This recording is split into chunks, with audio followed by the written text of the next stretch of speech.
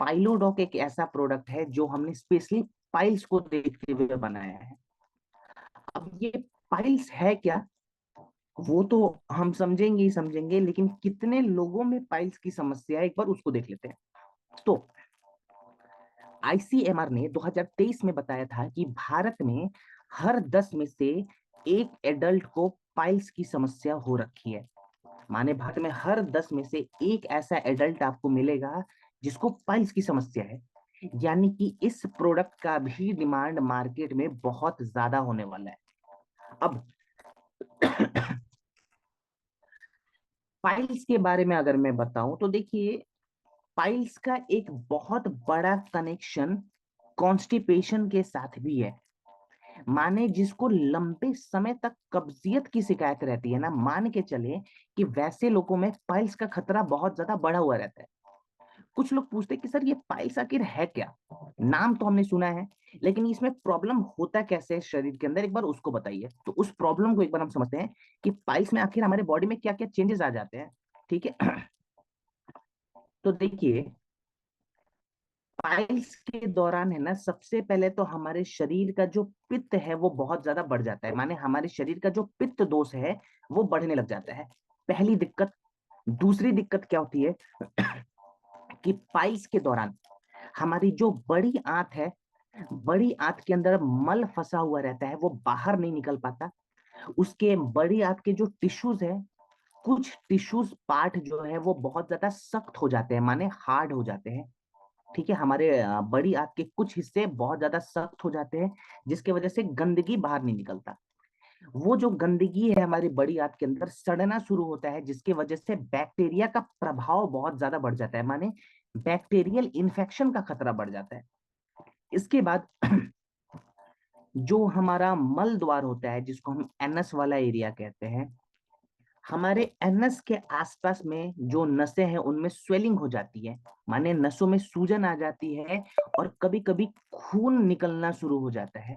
Blood जो है वो बहुत ज्यादा निकलता है, जिसकी वजह से दर्द बढ़ जाता है, जलन की समस्या आने लगती है। कई बार क्या हमने देखा है कि पाइल्स के दौरान एब्डोमेन मसल का एक हिस्सा मल द्वार से बाहर निकल आता है, तो डॉक्टर कहता है कि देखो जी, इस हिस्से को खाली काट दिया जाएगा ना तो आपको बहुत अच्छा रिलीफ मिलेगा। अब मैं ये नहीं कह रहा हूं कि पाइल्स के दौरान अगर आप सर्जरी करा लेते हो तो आपको रिलीफ नहीं मिलता, मिलेगा रिलीफ। लेकिन पाइल्स में जो सर्जरी होती है ना, डॉक्टर क्या करता है, जो पार्ट बाहर निकला हुआ है मल द्वार से, खाली उस पार्ट को काट देगा। लेकिन जो समस्या पेट के अंदर हो रखी है, जो हमारी बड़ी आंतों की समस्या हो रखी है, जो पित्त बहुत ज्यादा बड़ा है, जो इन्फेक्शन का खतरा पेट के अंदर बढ़ गया है, क्या डॉक्टर वहां पे काम कर रहा है? नहीं कर रहा है। माने इंटरनल पाइल्स पे कभी भी डॉक्टर काम नहीं करता मोस्ट ऑफ द केसेस में। लेकिन इंटरनल पाइल्स यानी कि जो जड़ों की समस्या है, उसके लिए हमने ये प्रोडक्ट तैयार करा है, जो कि जिस कारण से पाइल्स होता है उस कारण पे जाके काम करेगा। अब कैसे काम करता है, तो जड़ी बूटियों के माध्यम से समझते हैं। सबसे पहले तो पाइल्स में हमने देखा था कि पित्त दोष बढ़ गया है, और हमारी बड़ी आंत के जो टिश्यूज होते हैं वो हार्ड हो गए हैं, सख्त हो गए हैं। तो पित्त को बैलेंस करने के लिए और बड़ी आंत के टिश्यूज को नरम करने के लिए, सूद करने के लिए, हमने ऐड करा हुआ है अगेन एलोवेरा। एलोवेरा इसके अंदर इसलिए ऐड करा गया है ताकि वो पित्त को बैलेंस कर पाए और बड़ी आंत को नरम कर पाए। ठीक है। अब दूसरी शिकायत पाइल्स में क्या आती है कि जो हमारी बड़ी आंत है उसके अंदर मल फंसा हुआ है, वो मल सड़ना शुरू हो गया है, जिसकी वजह से बैक्टीरिया का जो लोड है वो बहुत ज्यादा बढ़ रहा है हमारे पेट के अंदर। तो बड़ी आंत को साफ करने के लिए हमने हरी तकिया ऐड करा है, जो कि पूरे बड़ी आंत को साफ करेगा, जो मल अंदर फंसा हुआ है उसको बाहर निकालेगा।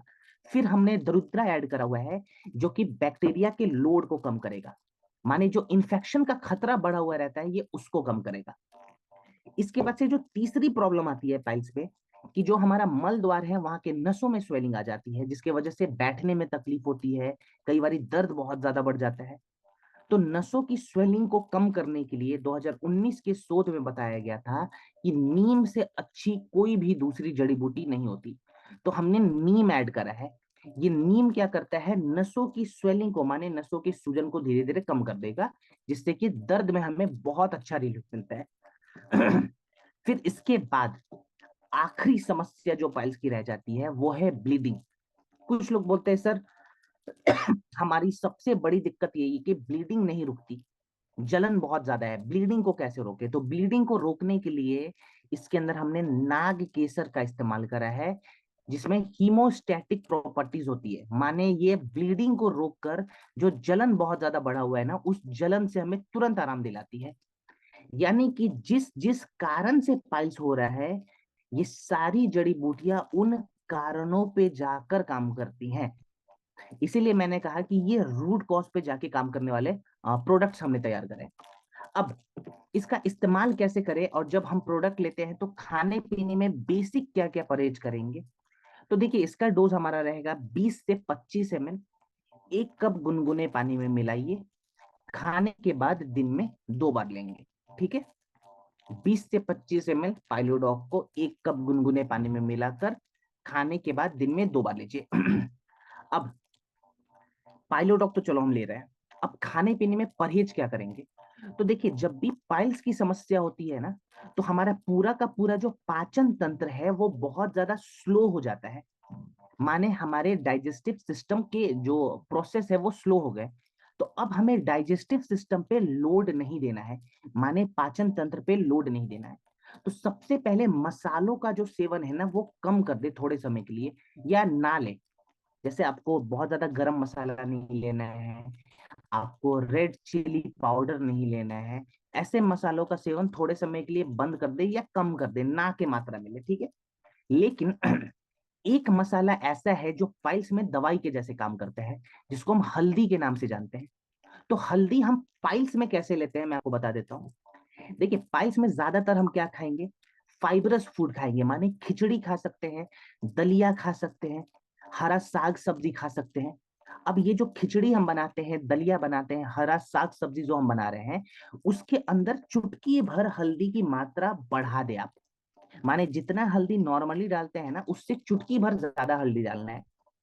इस हिसाब से आप हल्दी के डोज को बढ़ा के इस्तेमाल करें।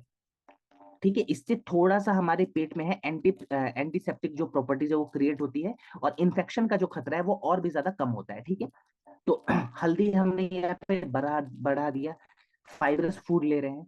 अब क्या नहीं लेना है? तो प्रोटीन जो है वो थोड़े समय तक ना ले। मसाला तो हमने मना कर दिया, लेकिन प्रोटीन भी नहीं लेंगे।